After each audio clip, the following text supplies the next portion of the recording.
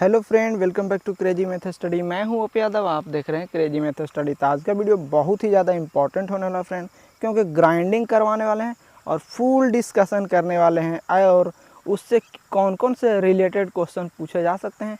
सारे डिस्कशन जो आज का टॉपिक में होगा वो पूरा वन लाइनर के फॉर्म में होगा, तो अच्छे से समझने की कोशिश कीजिएगा। ये पार्ट 1 है और आज तक जितने भी ग्राइंडिंग से क्वेश्चन करवाए गए हैं ये पार्ट 1 और पार्ट 2 में कंप्लीट करवाया जाएगा। ठीक है, इससे बाहर कभी भी कोई भी प्रश्न नहीं पूछा जाता है फ्रेंड। तो बिल्कुल ये 2 वीडियो आप देख लें तो आपका ग्राइंडिंग से कोई क्वेश्चन नहीं छूटेगा। ठीक है, तो ये पार्ट 1 है। चलिए स्टार्ट करते हैं। लास्ट वीडियो मैंने क्वेश्चन पूछा था कि which of the following bearing has no cage, तो इसका राइट आंसर नीडल बियरिंग था। ठीक है, नेक्स्ट क्वेश्चन क्या था, rivet is generally specified by, तो इसका राइट आंसर सैंक डायमीटर हो जाएगा। और degree of freedom for human arm is, तो इसका राइट आंसर 7 हो जाएगा। ठीक है, ये लोग हैं बिल्कुल राइट आंसर देने की कोशिश किए हैं, बस थोड़ी सी गलती कर दिए हैं। कोई बात नहीं, थोड़ा सा इसको इम्प्रूव कीजिए और अपनी तैयारी जारी रखिए। चलिए स्टार्ट करते हैं। और आ चुका है कि ग्राइंडिंग होता क्या है फ्रेंड, तो चलिए स्टार्ट करते हैं। Grinding is the material removal process by rotating wheel. Grinding क्या है, मटेरियल रिमूवल प्रोसेस है।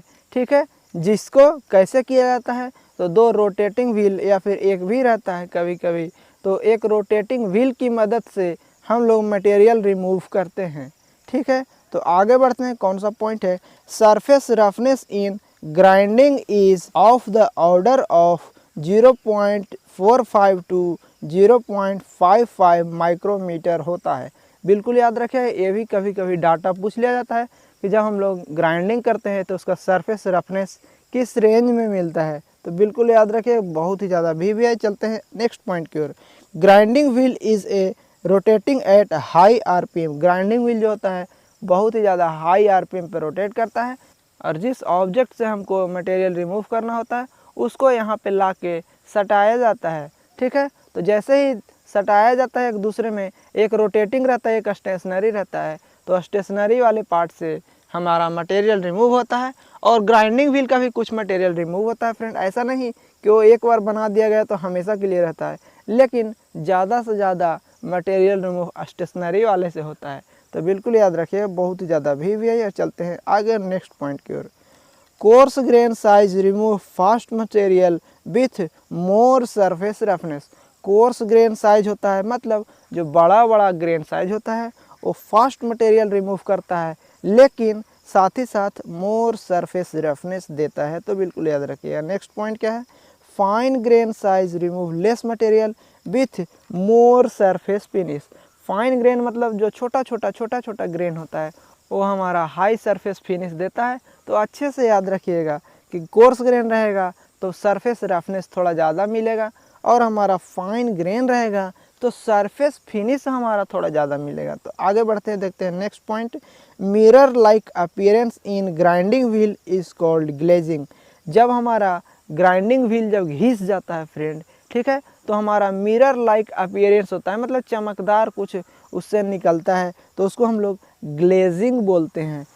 ग्लेजिंग अच्छे से समझ गए, कोई प्रॉब्लम नहीं फ्रेंड। तो आगे बढ़ते हैं next point. Improving the quality of metal cutting ability is called dressing. ठीक है, ड्रेसिंग क्या बोला जाता है फ्रेंड, उसको अगर धीरे धीरे यूज़ करते करते जब हमारा ग्राइंडिंग व्हील घिस जाता है तो उसको वापस से मोर मटेरियल रिमूव करने के लिए उसको बनाया जाता है, तो उसको ड्रेसिंग बोला जाता है। ठीक है, मतलब उसको थोड़ा अच्छे से साफ़ वाफ कर लिया जाता है। तो बिल्कुल याद रखिएगा। अब चलते हैं आगे, और ड्रेसिंग भी अच्छे से समझ गए, अगर कोई प्रॉब्लम हो तो कमेंट कर सकते हैं। Corundum and emery is called natural abrasive. ये भी क्वेश्चन, जितना भी जब पॉइंट हम बता रहे हैं फ्रेंड वो सारा का सारा पॉइंट एग्जाम में आया हुआ है, तो अच्छे से आप लोग एक एक पॉइंट को स्क्रीनशॉट करते चलिएगा या फिर हो सके तो वीडियो पॉज कर करके लिखते चलिएगा, बहुत ही ज़्यादा भी है। Corundum and emery is called natural abrasive. और नेक्स्ट पॉइंट का है silicon carbide and aluminium oxide is called artificial abrasive.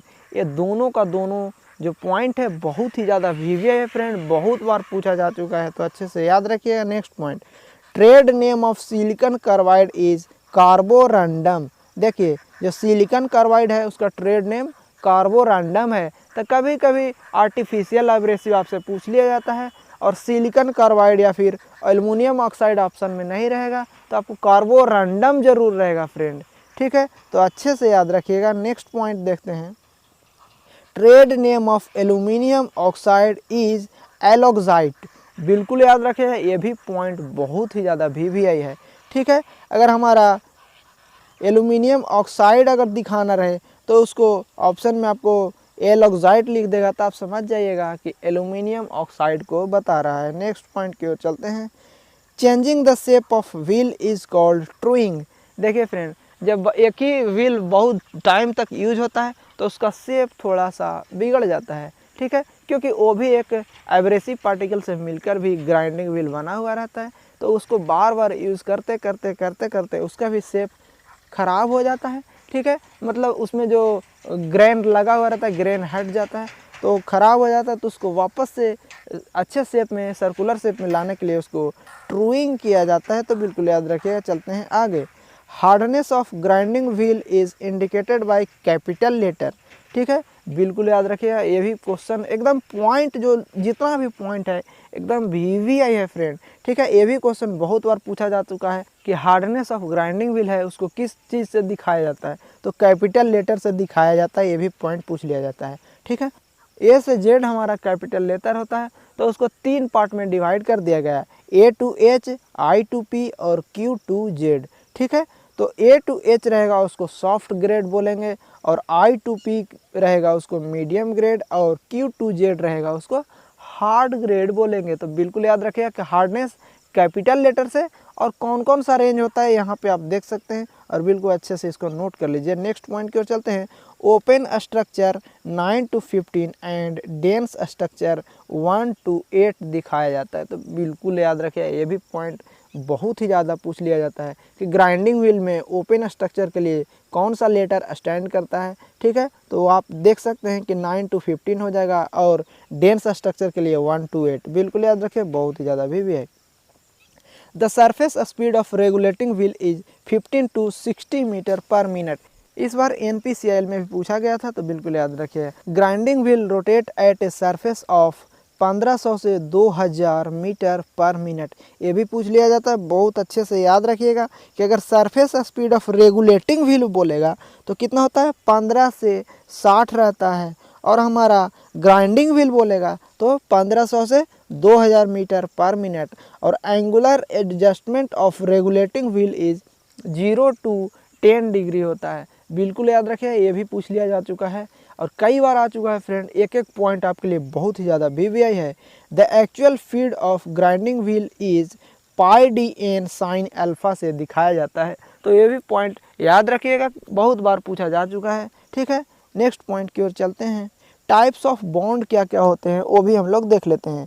Vitrified bond को V से इंडिकेट किया जाता है, रबर बॉन्ड को R से इंडिकेट किया जाता है, रेजिनाइड को B से इंडिकेट किया जाता है, और सेलैक बॉन्ड को E से, और सिलिकेट बॉन्ड को S से इंडिकेट कर लिया जाता है। तो ये भी क्वेश्चन बहुत बार पूछा जा चुका है, तो अच्छे से याद रखिएगा। आपके लिए एक एक पॉइंट बहुत ही ज़्यादा इम्पॉर्टेंट है। चलते हैं आगे। Most usable bond is vitrified bond, approx 75% on all types. बहुत ही ज़्यादा VVI पॉइंट है फ्रेंड। ये भी क्वेश्चन पूछ लिया जाता है कि सबसे ज़्यादा कौन सा बॉन्ड यूज होता है, तो विट्रीफाइड बॉन्ड यूज होता है। बिल्कुल याद रखिएगा। अब आ चुका है question of the day. Mechanical seal is assembled in bearing housing, stuffing box की पंप केसिंग, या फिर ऑल ऑफ दिस।